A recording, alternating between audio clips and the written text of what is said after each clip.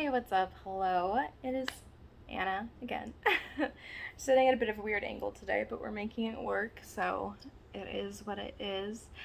And this time we have The Haunting of Hill House by Shirley Jackson, so a bit of a classic. I kind of failed because I always like to record these as soon after finishing the book as I can. So typically like the next day, definitely within the week. And I finished this probably like 2 weeks ago, maybe like slightly over 2 weeks, which is my bad. I like to do it as soon as possible after, because the whole reason I started recording these is because I realized that I tend to forget, as we all do, right? But I'd go back and look at like my Goodreads account back when I used to keep up with that, and I there was one time in particular I remember that I found a book and I was like, "Oh, that looks interesting. Maybe I'll read it." And it was already on my read list. Like I had finished this book. I had read the entire thing, and yeah, looking at the cover and reading like the synopsis, like the little summary, I was like, I don't remember that at all, actually.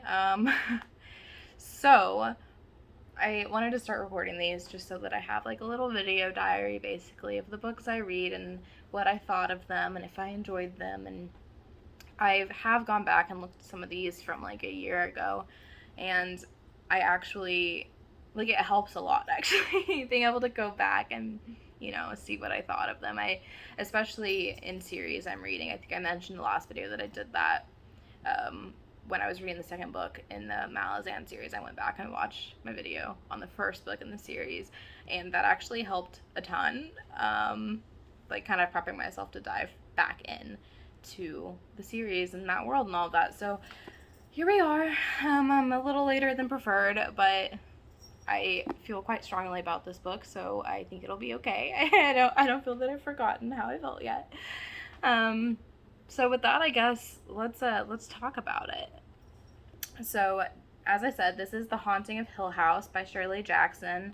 Love this copy I have. It is part of the Penguin Horror series that they're doing, and it has like black edges on the page and whatever. I think it's cute. It's maybe cute's not the right word, but I enjoy it. It's a hardcover, which is nice. I do prefer to get hardcover books just because I've had many a paperback get ruined. So, just for longevity. But just for context going into this, I was super excited to read this book because of two reasons. One, predictably, is that I watched the Netflix series and I actually really enjoyed it. I thought it was one of the best written horror shows, movies, whatever, that I had ever seen. It really exceeded my expectations, and I was not expecting that of it. It was a impulse watch that I started with my roommate at the time, and we both ended up loving it. So that was number one, kind of the intro to this thought. And then number two is that I realized I've never read a horror book.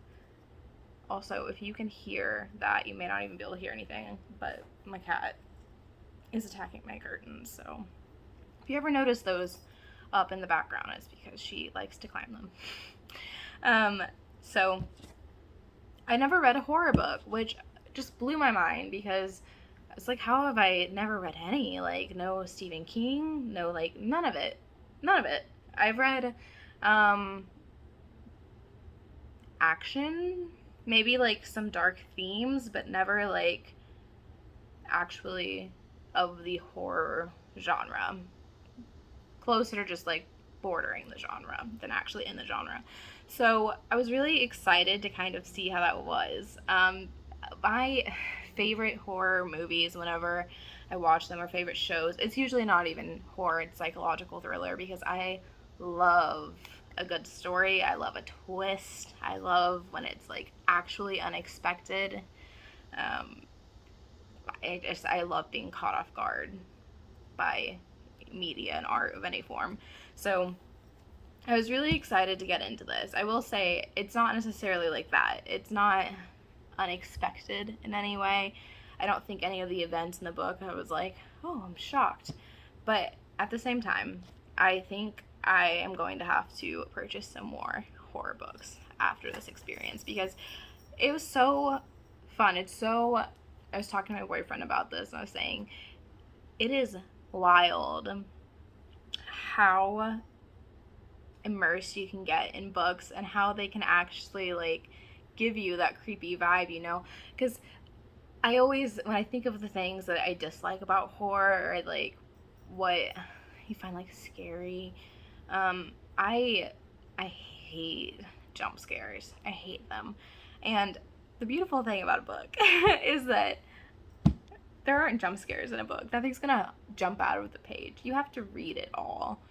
So it's all up to your imagination and how you do that. But the thing that made me love this book, and that is the number one reason I would recommend somebody else to read it if you also have maybe not dabbled in the horror genre, is just it's the descriptions.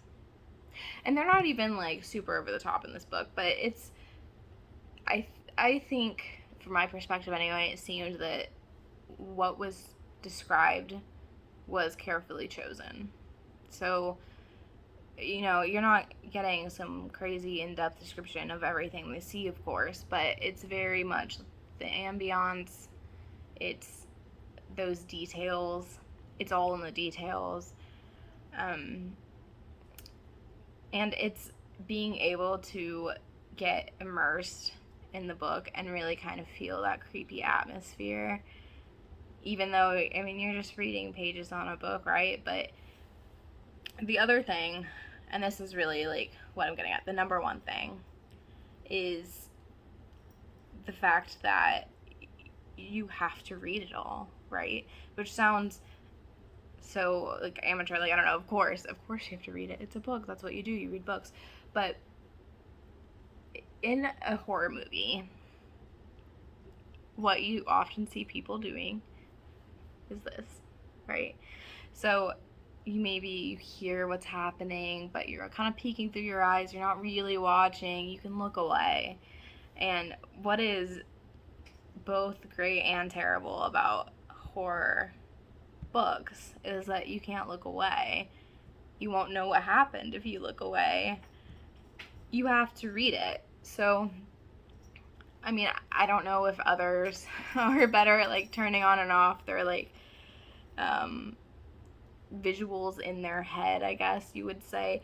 But for me, I can't really, once I'm like there, I'm involved, I'm reading it, I'm immersed in it, I'm like picturing what's happening, I can't really just pull myself out of that. So as I'm reading, you know, like a haunting, something that's happening, an occurrence, whatever it may be, the fact that you have to read every line of it, and you, of course, then envision it, you imagine it, you think of what the sounds would sound like in your head.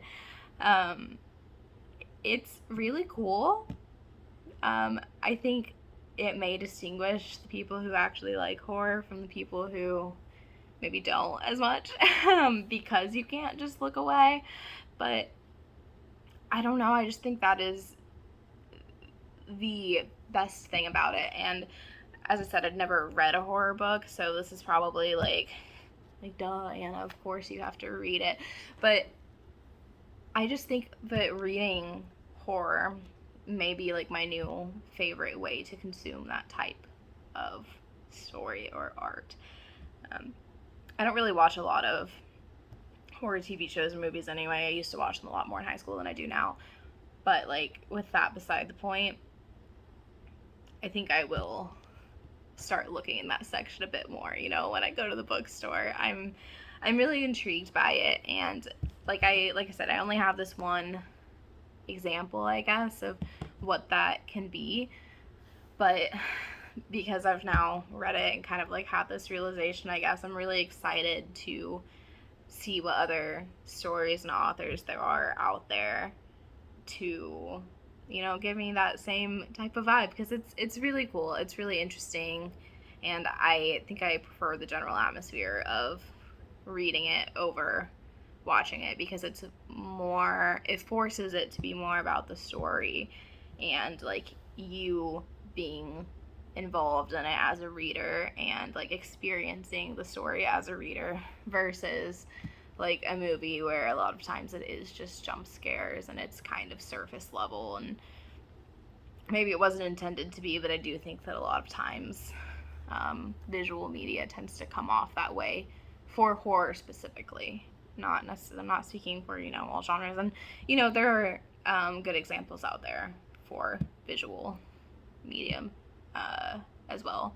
So definitely, I know I'm making a bit of a blanket statement. I don't mean it to be that way. I know there are well done shows and movies out there for the genre, but I think it's just really exciting, the potential that books have within that space that I personally just didn't really realize was there. So if any of you are similar to me and haven't read a horror book and are interested, then I would highly recommend at least giving it a chance. And I think this is a great one to step your foot in the door with, because it's nothing too crazy. It is a good story. It's a classic, so it's a great place to start, and it's also not very long, so it's not quite the commitment that maybe picking up one of those giant Stephen King novels would be. I'd like to give them a try, but I'm definitely glad I started with something a bit more digestible first, because I know those can be long and involved. So with that said, I hope this helps somebody who is maybe on the fence about reading a horror book of any kind, or reading this one in particular, because I thought it was really nice. It was a really easy read, and I think that's what I wanted out of my first book for the genre. So highly recommend. And with that, I will be back with the next book I finish. Hopefully not a full 2 weeks after I finish it. Bye.